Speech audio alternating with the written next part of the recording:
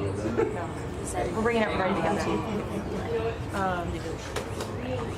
Are you guys probably aren't going to be on the ground, right? Because you'll be blocked, so you'll be standing on like the sides of the chair. You can try it. We'll always try and go down if there's space for that. Yeah. There's space between the chairs on the side. I just think the shot will be blocked if you're sitting on the floor, because the people are going to be sitting in the chairs in front of the principals. What? We'll hold. Test the limit, see how good you guys are. Taking everybody here and on. You're taking this first group in, and then I'm taking it away. Because the stills are kind of going in my head on, so now that we're outside. I mean, they should, as long as they're in the front there. Yeah. Is Allison holding all the reporters? Yeah. Okay. In the middle. With her.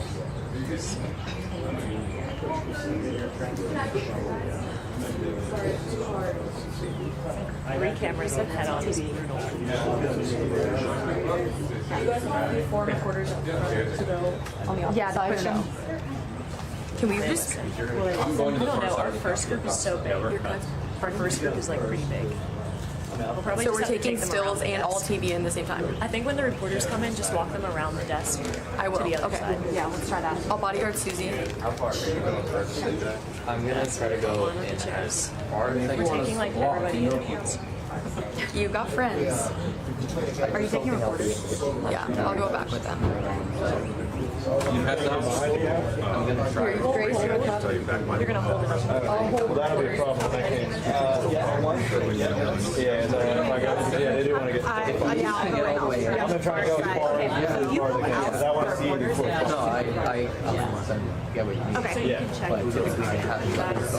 Okay, we'll take it. So if you want to go and push all the way. Yeah, we got this. Yeah, go with and middle. Let me actually have and then I'll Spencer. just try to. I'll give us just enough space. Yeah, perfect.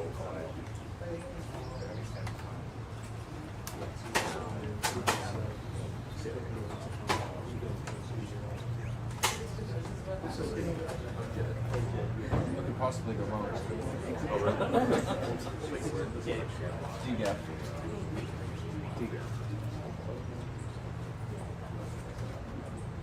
He's gonna come in first, just to help on the other side. He's not pressed. Is that okay? We really want these guys to get in first. Yeah. No. He's gonna get the far side. Don't sell them. Yeah. No. I'm just trying to help here. Don't worry. I'll just screen that door. He'll be on the other side to help make sure they all leave when they are supposed to. I have to ask him, so he's good guys, I apologize. Is you right on? Right behind him. Behind us. You're right on? Okay. Yeah, they're behind us. Okay, so you'll be behind me. This is the new So we're going in H20 first. Nexus. Waka. Procedure. Yeah, but right now, it's only humanly possible for me to go in after my colleague, and then you go in next. It's nice, man. But I gotta keep it off though because it drains the battery. Yeah. Yeah, I got 8 channels. Wow. It's all internal. Oh, it's all screened now.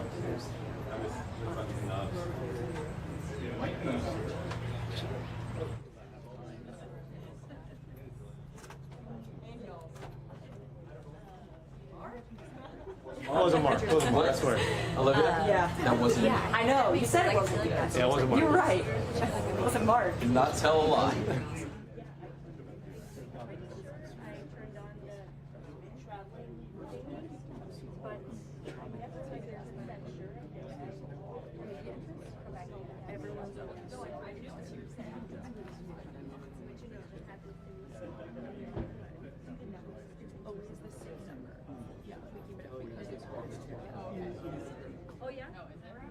But like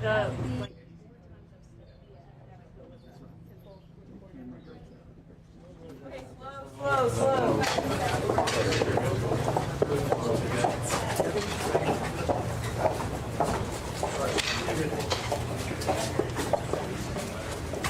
No, you gotta stand here.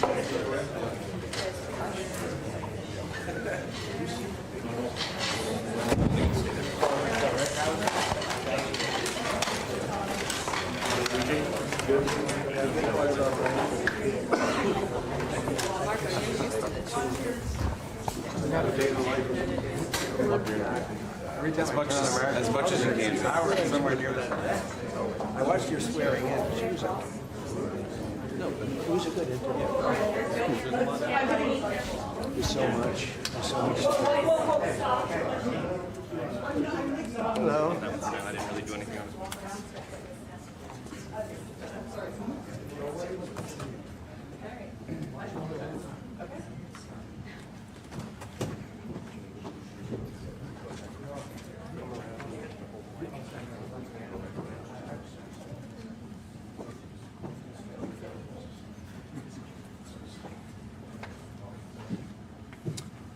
Thank you very much, everybody. It's a great honor to have Prime Minister Mark Carney with us. As you know, just a few days ago, he won a very big election in Canada. And I think I was probably the greatest thing that happened to him, but I can't take full credit.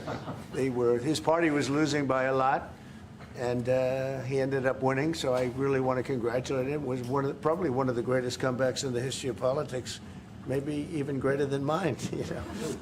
But I want to just congratulate you. That was a great election, actually. We were watching it with interest, and I think Canada chose a very talented person, a very good person, because we spoke before the election quite a few times.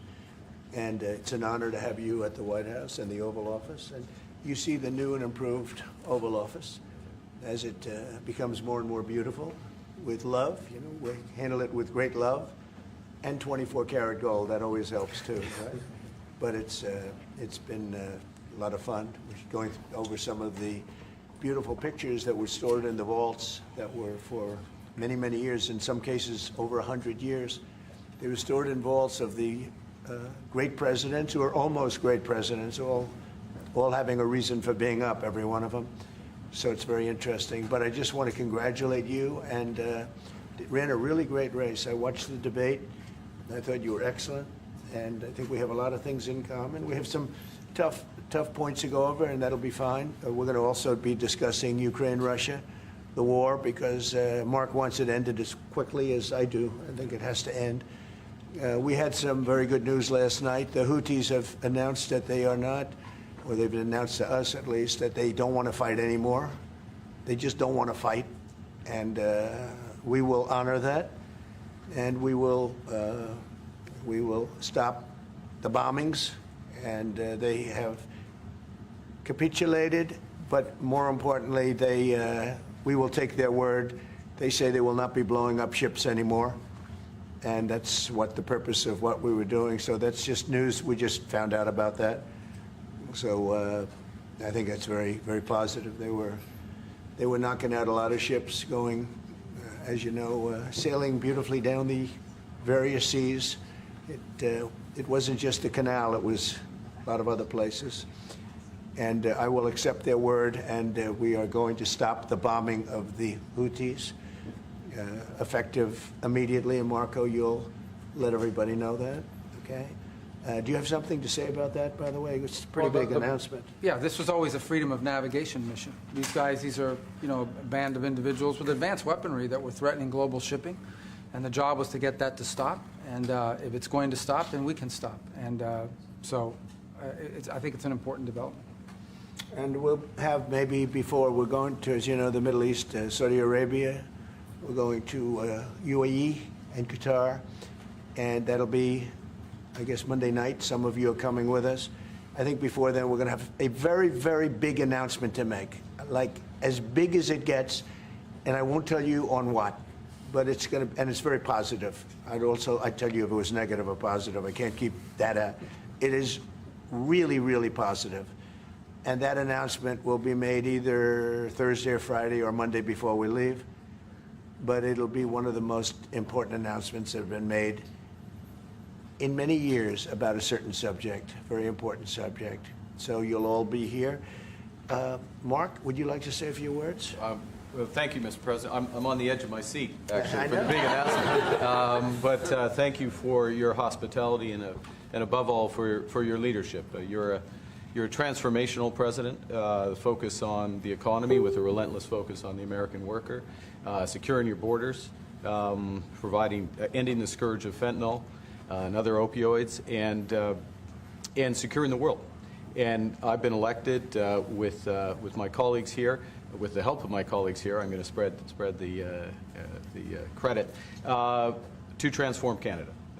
With a similar focus on the economy, securing our borders, again on fentanyl, much greater focus on defense and security, securing the Arctic and developing the Arctic. And the history of Canada and the U.S. is we're stronger when we work together, and there's many opportunities to work together. And I look forward to, addressing some of those issues that we have, but also finding those areas of mutual cooperation so we can move forward. That's great. Very nice. Thank you very much. Very nice statement. Anybody? Is USMCA there? No, it was actually very effective, and it's still very effective, but people have to follow it. So, that's been a problem.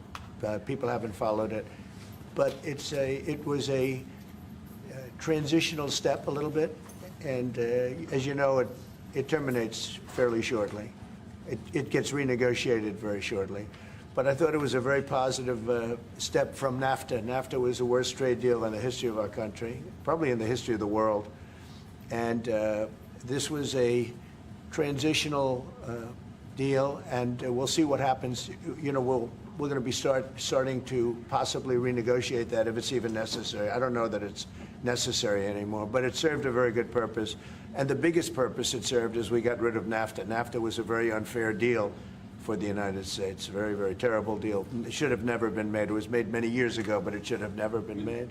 Mr. President, Canada and the United States, would you like to see your first trade deal be with Canada, our neighbors in the world? I would love that. Look, I have a lot of respect for this man, and I watched him come up, in a sense, through the ranks when he wasn't given much of a chance, and he ran a really great campaign. He did a really great debate. I think that debate was very helpful. I was going to raise my hand. I don't know if that's good or bad. I shouldn't say that. That might hurt you. But no, he ran a really great election, I thought. And yeah, something could happen. Something could happen. Mr. President. Yeah, please. What's the top concession you want out of Canada? The top concession you want out of Canada? Concession? Yes. Friendship. But that's not a concession. No, we're going to be friends with Canada. Regardless of anything, we're going to be friends with Canada. Canada is a very special place to me. I know so many people that live in Canada. My parents had relatives that lived in Canada, my mother in particular. And I love Canada. I have a lot of respect for the Canadians. Wayne Gretzky, how good, the great one. You happen to have a very, very good hockey player right here on the Capitals, who I have a lot of. He is a big, tough cookie, too. He just broke the record. And he's a great guy, and we had the team here, and I got to know a lot of the players.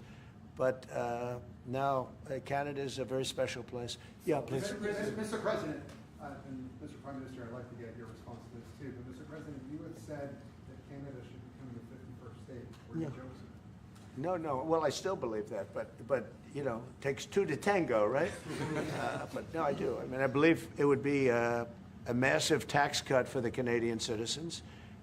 You get free military, you get tremendous medical cares and other things. There would be a lot of advantages, but it would be a massive tax cut. And it's also a beautiful, as a real estate developer, I'm a real estate developer at heart. When you get rid of that artificially drawn line, somebody drew that line many years ago with like a ruler, just a straight line right across the top of the country. When you look at that beautiful formation when it's together, I'm a very artistic person, but when I looked at that beauty, I said, that's the way it was meant to be. But, I do feel it's much better for Canada. But we're not going to be discussing that unless somebody wants to discuss it. I think that there are tremendous benefits to the Canadian citizens, tremendously lower taxes, free military, which honestly we give you essentially anyway, because we're protecting Canada if you ever had a problem. But I think it would really be a wonderful marriage, because it's two places that get along very well. They like each other a lot.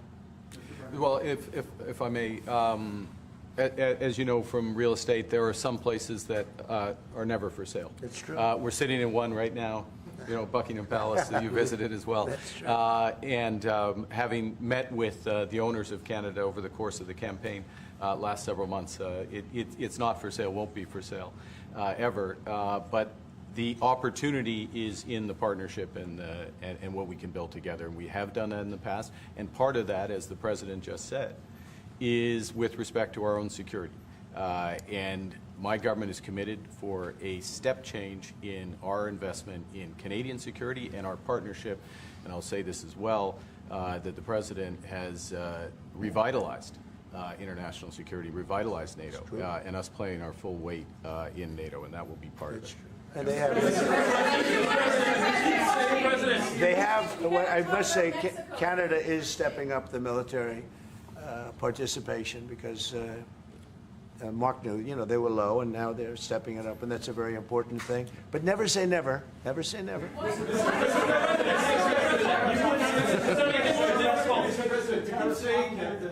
What would it take to get the tariffs off of Canada?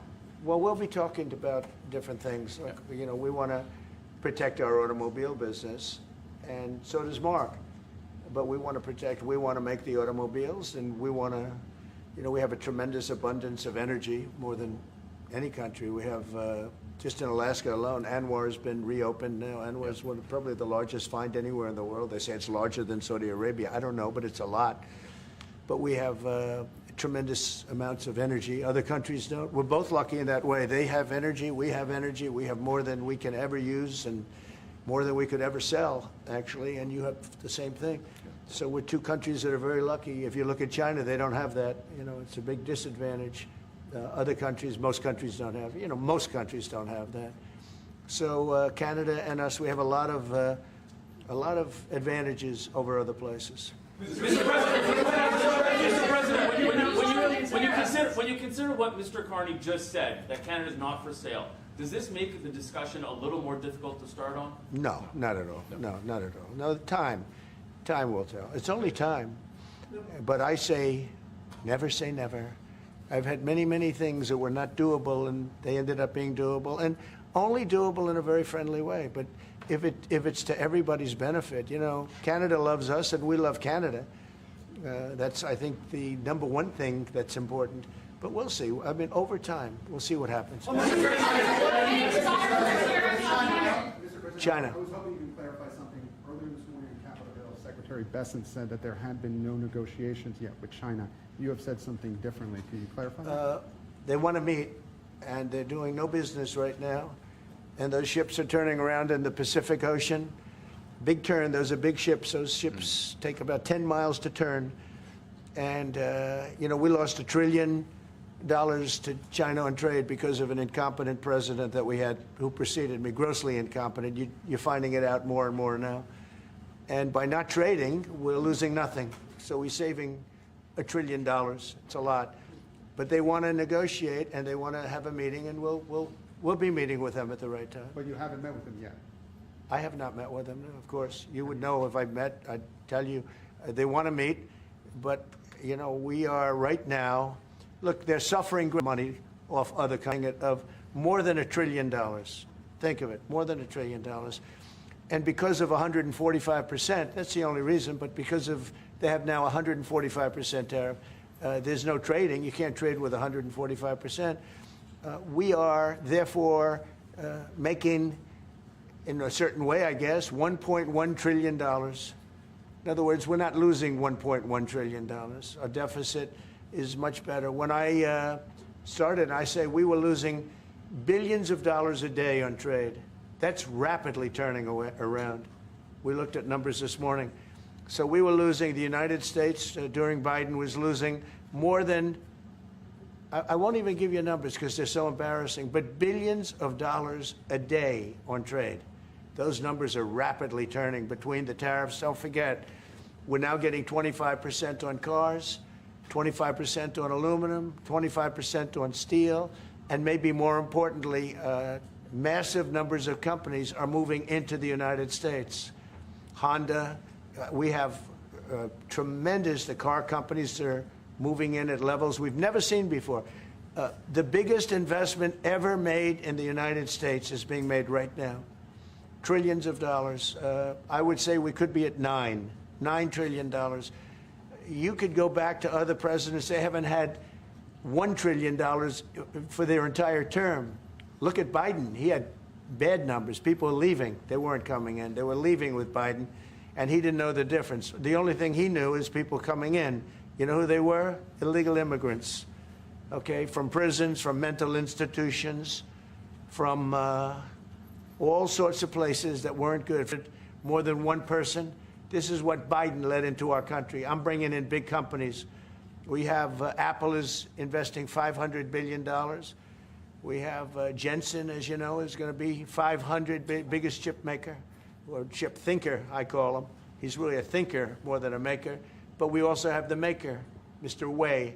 I get to know them all in the last, it was a cram course. But they're all moving into America because of the tariffs.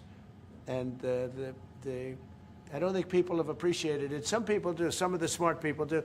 So we have more money coming in. It's really an amazing thing. We have more money being invested in the United States now than at any time ever before in our history, and it's not even close. And I think the real number could be 9 or 10 trillion. We don't know everybody that's doing it. We have many. I just heard about a plant that's being built right now, a very, very top-of-the-line company, and they didn't come to the White House. They're just doing it because they're making it because if they build here, there are no tariffs. And this is the big market. This is the market. That sets us apart from it. This is the market where everyone wants to be. Now, if I didn't come here and do this, all of a sudden we wouldn't be the market where everyone wants to be. So we're able to do it in time. But we're going to have a great announcement. And I'm not necessarily saying it's on trade. Going to the beginning, we're going to have a great announcement over the next few days, an announcement that will be so incredible, so positive. And I'm not saying, I don't want you to think it's necessarily on trade. Just to finish, we also have a situation, because everyone says, when are you going to sign deals? We don't have to sign deals.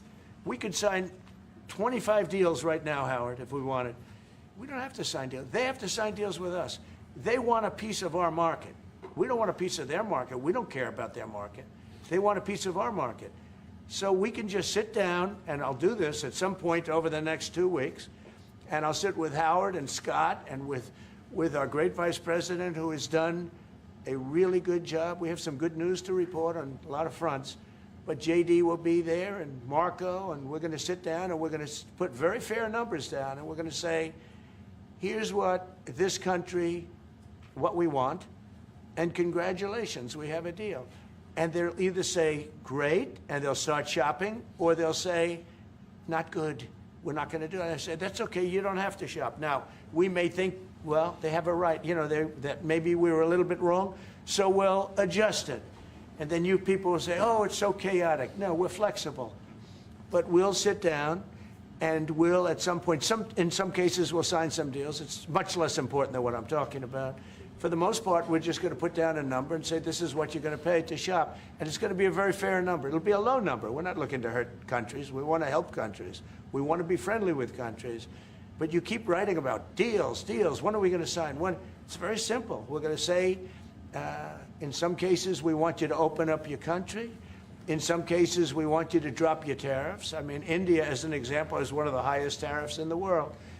We're not going to put up with that. And they've agreed already to drop it. They'll drop it to nothing.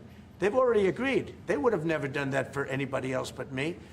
So we're going to put down some numbers, and we're going to say our country is open for business. And they're going to come in, and they're going to pay for the privilege of being able to shop in the United States of America. It's very simple. It's very simple.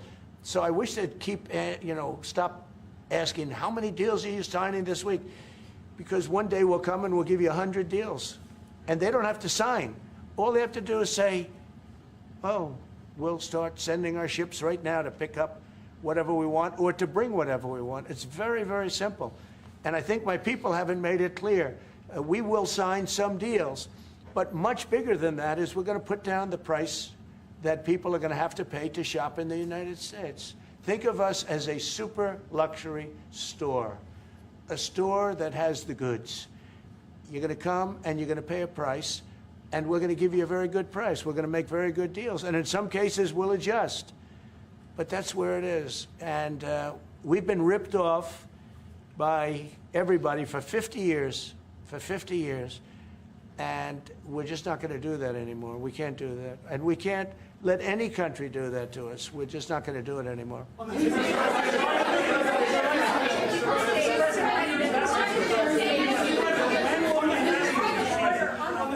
you tell us a bit more about the deal that you've reached with the Houthis? No, it's not a deal. They've said, please don't bomb us anymore, and we're not going to attack your ships. And where did you hear about that? It doesn't matter where I hear. The very good source, I could tell you. Very, very good source. Would you say Marco? I would say pretty good, right, JD? A very good source. No, they don't want to be. They don't want to be. They don't want to be bombed anymore. You know, I sort of thought that would happen. No, behind you, please. Clarifying something you said on USMCA. Is the U.S. prepared to walk away from that pact? From what pact? USMCA. No. It's fine. It's there. It's good. We use it for certain things. It's there. We have the USMCA is a good deal for everybody.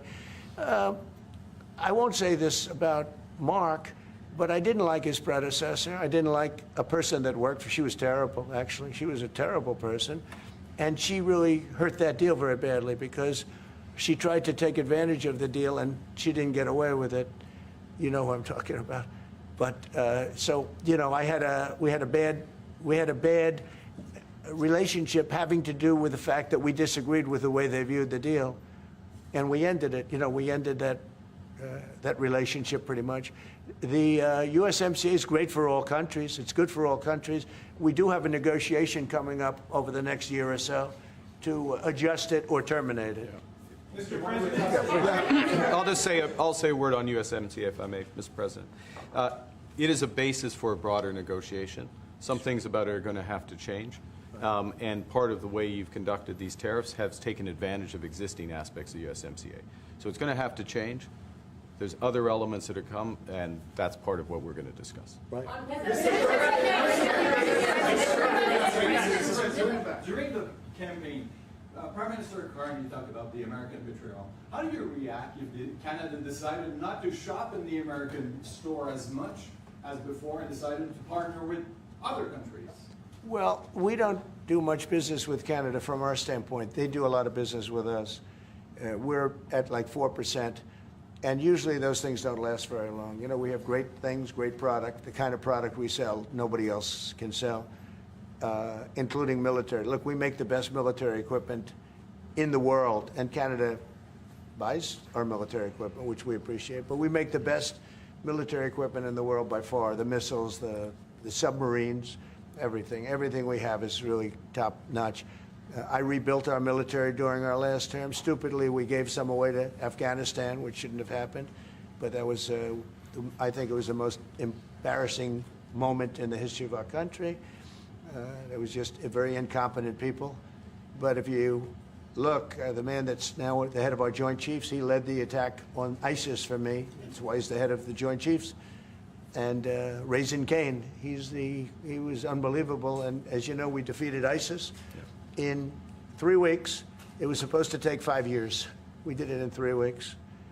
And he ran the campaign. I said, I like him. But I knew him before. I went to Iraq, and we agreed to a plan, and that was the plan. And as you know, we did it in record time. So we have, you know, we have the best equipment in the world. We have the best, a lot of things. And but Canada, it does a lot more business with us than we do with Canada. Yeah. Mr. President, can I ask you about your investments, Mr. President? When do you think the investments that you've announced, the trillions, will finally hit the economic data this year? When you're saying about the tariffs? No, about the investments that you've announced. Oh, it's hitting right now. Look, they're already starting AI plants. These are not people that look for financing. That's a good thing. You know, in real estate, you get a site, then you have to look for financing, you have to get your zoning, you know, 5 years later you start building, you get a bank, then the bank's no good. These people have massive amounts of cash. The CHIPS Act was a ridiculous thing because that doesn't get them to build. All we did is hand very wealthy companies money. The CHIPS Act that was done by Biden. Billions, we give them billions of dollars. They don't even have to do anything with it. And then if you weren't, if you didn't have, and I don't want to be a wise guy, but if you didn't go with the DEI, if you didn't go with all of the different things woke, if you weren't woke, you couldn't even use the money. You had to have a certain percentage of this and that and that and that. It's impossible. impossible to have. The companies actually complained to me. They said they gave me all this money, but nobody can get these people to do anything. I mean, look, President Obama, and if he wanted help, I'd give him help because I'm a really good builder and I build on time, on budget. He's building his library in Chicago. It's a disaster. And he said something to the effect, I only want DEI, I only want woke. He wants woke people to build it. Well, he got woke people, and they have massive cost overruns. The job is stopped. I don't know. It's a disaster. And I don't like that happening because I think it's bad for the presidency that a thing like that should happen. He's got a library that's a disaster. And he wanted to be very politically correct, and he didn't use good, hard, tough, mean construction workers that I love, Marco. I love those construction workers. But he didn't want construction workers. He wanted people that like never did it before, and he's got a disaster in his hands. Like millions of dollars, really many millions of dollars over budget. And I would love to help him with it, or somebody else. I could recommend professionals. But it was not built in a professional manner.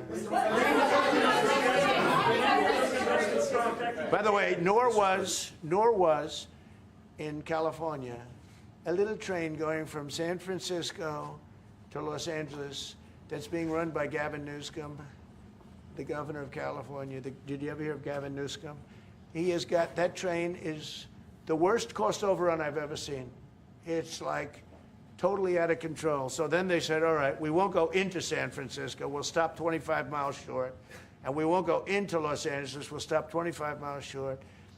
It's hundreds of billions of dollars for this stupid project that should have never been built. And then they realized that it would have been a lot less costly if we just gave limousine service back and forth and gave it free. They would have saved hundreds of billions of dollars.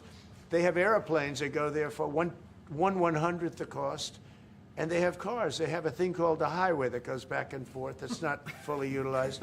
And they got involved with this project. And Gavin, I always liked Gavin. I had a good relationship with him. I just got him a lot of water. I sent in people to open up that water because he refused to do it. And we just got him a lot of water. If they would have had that water, and if they would have done what I said to do, they wouldn't have had the fires in Los Angeles. Those fires would have been put out very quickly.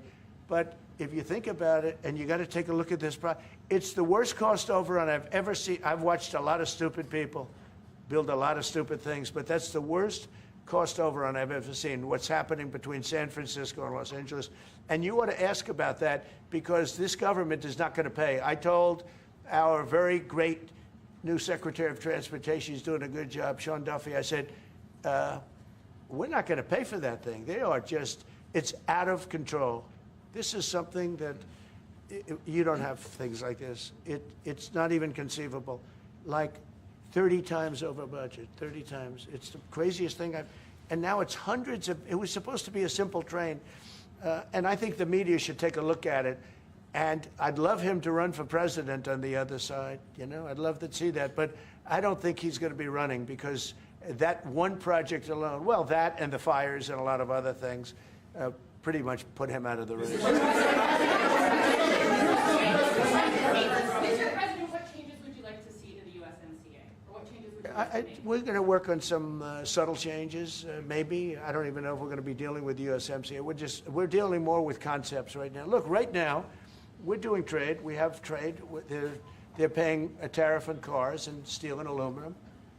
And I think we have a baseline of 10% or something like that for the tariffs. But we're getting along very well. Right now, going no further, but we have an agreement. We did something with even parts. You want to discuss that, Howard, with respect to Canada, which helps Canada out?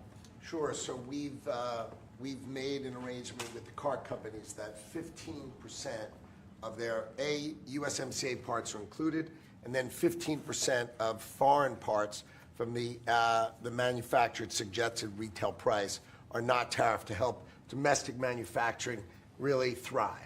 So it gave them a chance to be able to build their car parts factories if they're going to. A lot of these companies already have factories, and what they have to do is just fill them out. But they're able to build them in the United States, so we gave them a pretty substantial period of time. Just to clarify, Mr. President, is there anything the Prime Minister can say change your mind on tariffing Canada? Tariffing cars? Tariffing Canada. Is there anything he could say to you in the course of your meetings with him today that could get you to lift tariffs on Canada? No. Why not? Just the way it is. First state, if Canadians don't want it, would you respect that? Sure I would. But this is not necessarily a one-day deal. This is over a period of time they have to make that decision. Yes, go ahead. Yeah, if I may. Respectfully, Canadians' view on this is not going to change on the 51st state. Secondly, we are the largest client of the United States in the totality of all the goods. So we are the largest client of the United States. We have a tremendous auto sector between the two of us, and the changes that made have been helpful. 50% of a car that comes from Canada is American. That's not like anywhere else in the world. And to your question about is there one thing? No, this is a bigger discussion. There are much bigger forces involved, and this will take some time and some discussions, and that's why we're here, to have those discussions, and that is represented by who's sitting around the table. See, the conflict is, and this is very friendly. We're not. This is not going to be like we had another little blow up with somebody else. That was a much different. This is a very friendly conversation. But we want to make our own cars. We don't really want cars from Canada, and we put tariffs on cars from Canada. And at a certain point, it won't make economic sense for Canada to build those cars. And we don't want steel from Canada because we're making our own steel, and we're having massive steel plants being built right now as we speak.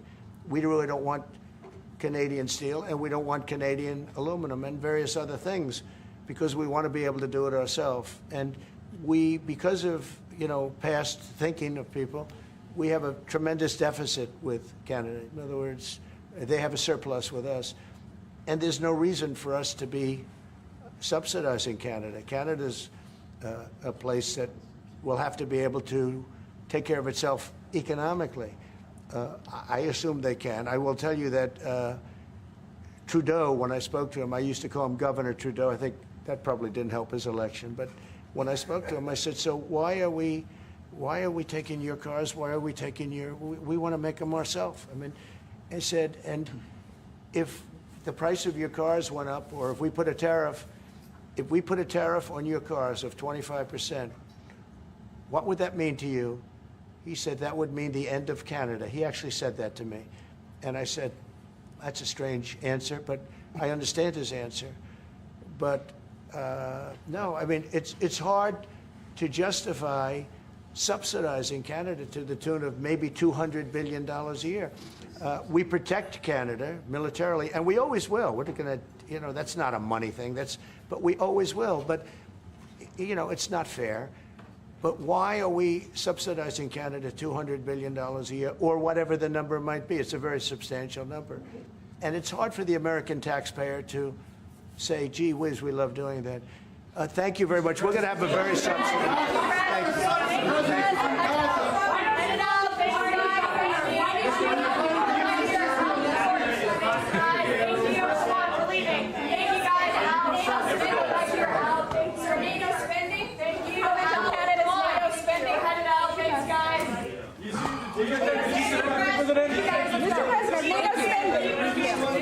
Thank you, guys. Hey, keep it moving, please. Are you going to the World Cup? Please, keep it moving. Thank you, press. Thank you, everybody. You can go back.